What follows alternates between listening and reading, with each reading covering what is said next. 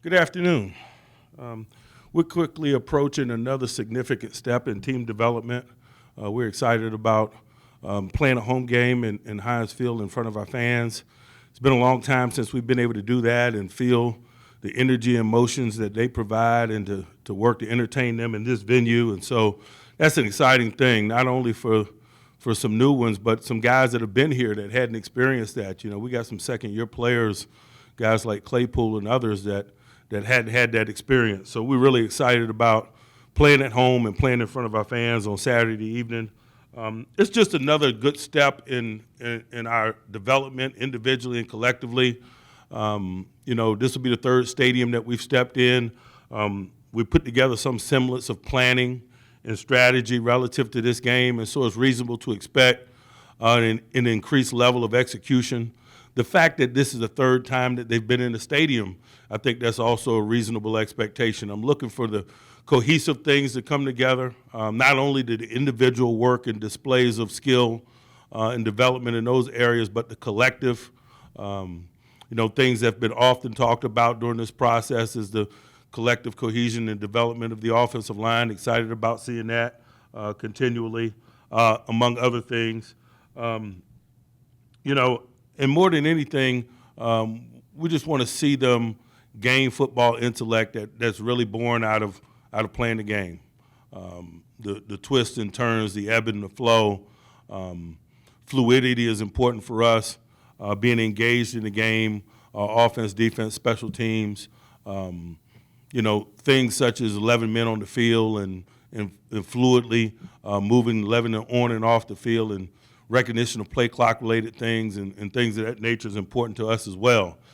Continuing to work to gain an understanding of the points of emphasis from an officiating standpoint in 2021. You know, in order to be a tough team to beat, you can't beat yourselves. And so we're working to play penalty free. And that starts also not only with understanding the game, but just how the game's officiated at this level and in this year. So the points of emphasis have been big for us. You know, we were off to a slow start in our last performance because we had holding penalties on early drives, and they're drive killers. And so working to play penalty free is something that we've been focused on this week because we realized that slows progress, and it did to us in our last outing. So looking to be better in those areas and others, but largely just excited about watching the collective growth and development that the process provides and stepping into stadiums versus opponents provides. And so it's going to be a big weekend. Be happy to address any questions you might have. Like you mentioned that Ben is scheduled to play. What is the plan for quarterbacks beyond just him playing? You know, we'll play it by ear. We have a plan, but we're also willing to adjust that plan based on what it is that we see in stadium. Mike, I'm sorry.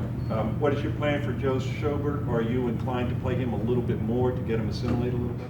We're going to play him with the first group. I don't know that it's needed to play him anymore. You know, he's proven quickly that you know his football intellect is on a professional level. He's adapting quickly and gaining the detail, but playing with people and communicating and working to play together is something that's going to be continually addressed with him, and it's not going to get solved on Saturday night. So I don't know that that's our mentality. We're going to give him some game exposure with that group and go from there.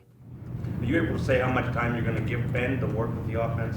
You know, we have a plan, but we're going to play it by ear. It all, you know, a lot of it depends on what transpires in stadium.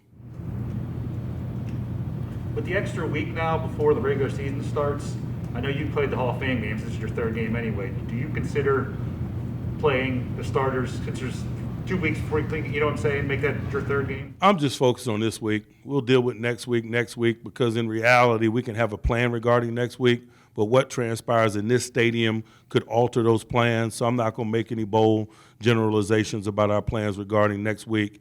We're focused on this opportunity. Mike, I know you said that you're going to play it by ear with Ben, but with the offensive line and how many guys have been missing from a lot of practices, do you think you're going to have them in there maybe a little bit longer to see how they gel together? He's not required for that to happen. Okay.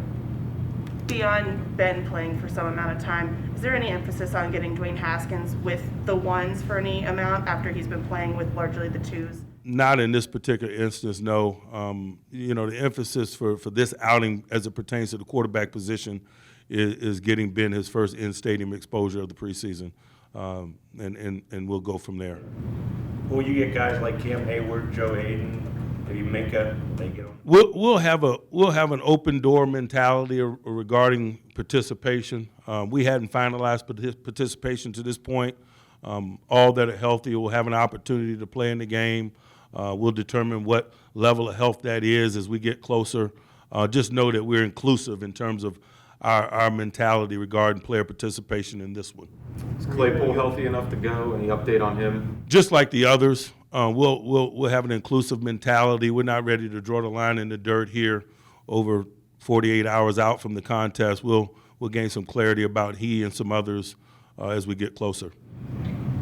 Mike, you mentioned the points of emphasis for the league this year. Holding penalties were down a full holding penalty last year, and yet I think there were 5 called in the game last week. Was that one of the points of emphasis this year? You know, it hadn't been identified as a point of emphasis, but obviously, you know, we all look at numbers. They all look at numbers, and I'd imagine there was some messaging involved in that, certainly. Another one is officials enforcing the taunting rule. Have you done anything to stress that, or will you do anything closer to the regular season? Not anything out of the ordinary. That's not something that we subscribe to or delve into. So, you know, nothing out of the ordinary. We're appreciative of the league's willingness to crack down on some of that. Mike, Justin Lane has a couple of turnovers in a couple of games. How would you evaluate that? How does that play in your evaluation of him for Cam? It's just a component of it. Obviously, it's a big component of it. Getting the football is big, not only for individuals but for defensive units. He's done a nice job in terms of working to improve his skill over this process and consistency in his play, and he'll have an opportunity Saturday night and next week to add to that, and it's reasonable to expect him to continue to have an upward trajectory in terms of the quality of play. Mike, you put Cam Sutton, I think, back in the slot yesterday. Would you plan to do that in the game and take a look at the other corners on the outside?